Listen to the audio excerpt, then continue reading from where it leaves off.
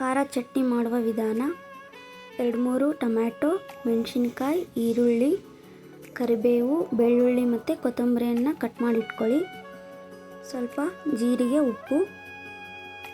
ಈಗ ಒಂದು ಪ್ಯಾನ್ ಇಟ್ಟು ಸ್ವಲ್ಪ ಕಾದಾದ ನಂತರ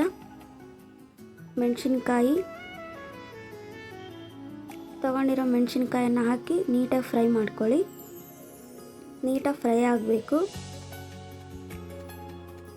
ನೋಡಿ. ಈ ರೀತಿ ಫ್ರೈ ಆದಮೇಲೆ ಅದನ್ನು ಒಂದು ಪ್ಲೇಟಿಗೆ ಸರ್ವ್ ಮಾಡ್ಕೊಂಬಿಡಿ ನೋಡಿ. ಈ ರೀತಿ ಫ್ರೈ ಆದಮೇಲೆ ಒಂದು ಪ್ಲೇಟಿಗೆ ಸರ್ವ್ ಮಾಡಿಕೊಂಡು ಅದೇ ಪ್ಯಾನ್ಗೆ ಸ್ವಲ್ಪ ಈರುಳ್ಳಿಯನ್ನು ಹಾಕಿ ಅದೇ ಥರ ಫ್ರೈ ಮಾಡ್ಕೊಳ್ಳಿ. ಸ್ವಲ್ಪ ಚೆನ್ನಾಗಿ ಫ್ರೈ ಆಗಬೇಕು. ಈರುಳ್ಳಿ ಹಸಿ ವಾಸನೆ ಎಲ್ಲ ಹೋಗಬೇಕು ನೋಡಿ. ಸ್ವಲ್ಪ ಎಣ್ಣೆಯನ್ನು ಹಾಕಿ ಸ್ವಲ್ಪ ಫ್ರೈ ಮಾಡ್ಕೊಳ್ಳಿ. ಗೋಲ್ಡ್ ಕಲರ್ ಬರೋವರೆಗೂ ಸ್ವಲ್ಪ ಫ್ರೈ ಮಾಡ್ಕೊಳ್ಳಿ. ಕಟ್ ಮಾಡಿರ್ತಕ್ಕಂಥ ಟೊಮ್ಯಾಟೊ ಅನ್ನು ಹಾಕಿ ಮತ್ತೆ ಫ್ರೈ ಮಾಡ್ಕೊಳ್ಳಿ ನೀಟಾಗಿ. ಅದಕ್ಕೆ ಸ್ವಲ್ಪ ಬೆಳ್ಳುಳ್ಳಿ ಸೇರಿಸಿ ನೋಡಿ. ಈ ರೀತಿ ಫ್ರೈ ಮಾಡ್ಕೊಳ್ತಾ ಇರಿ.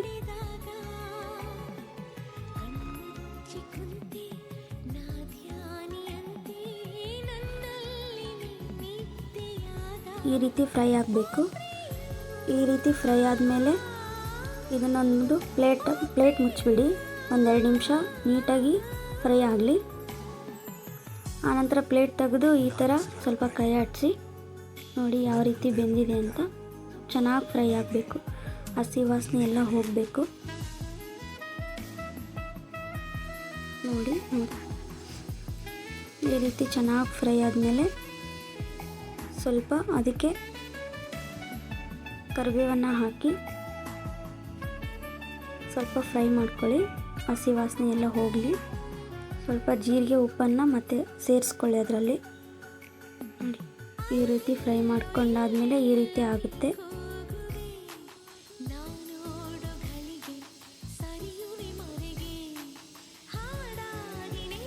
ಸ್ವಲ್ಪ ತಣ್ಣಗಾದ್ಮೇಲೆ ಒಂದು ಮಿಕ್ಸಿ ಜಾರಲ್ಲಿ ಹುರಿದಿರೋಂಥ ಹಸಿಮೆಣಸಿನ್ಕಾಯನ್ನು ಹಾಕ್ಕೊಳ್ಳಿ. ಮತ್ತು ಫ್ರೈ ಮಾಡಿರ್ತಂಥ ಈರುಳ್ಳಿ, ಟೊಮೆಟೊವನ್ನು ಸೇರಿಸ್ಕೊಳ್ಳಿ.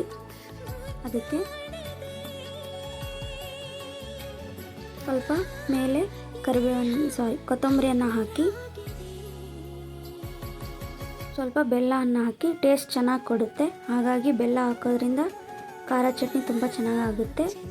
ಗ್ರೈಂಡರ್ ಮಾಡ್ಕೊಂಬಿಡಿ. ನೀಟಾಗಿ ಗ್ರೈಂಡ್ ಆದಮೇಲೆ ಈ ರೀತಿ ಸ್ವಲ್ಪ ಪೂರ ಸಣ್ಣ ಆಗಬಾರ್ದು, ಚಟ್ನಿ ಚೆನ್ನಾಗಿರಲ್ಲ. ಈ ರೀತಿ ಇದ್ದರೆ ಚೆನ್ನಾಗಿರುತ್ತೆ. ಈ ಥರ ಚಟ್ನಿ ಮಾಡೋದ್ರಿಂದ ಅನ್ನಕ್ಕೆ, ಚಪಾತಿ, ರೊಟ್ಟಿ, ಇಡ್ಲಿ, ದೋಸೆ ಪ್ರತಿಯೊಂದಕ್ಕೂ ಚೆನ್ನಾಗಿರುತ್ತೆ. ಈ ಥರ ಚಟ್ನಿ ಬೇಗನೆ ಮಾಡ್ಕೋಬೋದು ನೋಡಿ ಯಾವ ರೀತಿ ಆಗಿದೆ ಅಂತ. ಪೂರ ಸಣ್ಣ ಆಗಬಾರ್ದು ಚಟ್ನಿ. Thank you.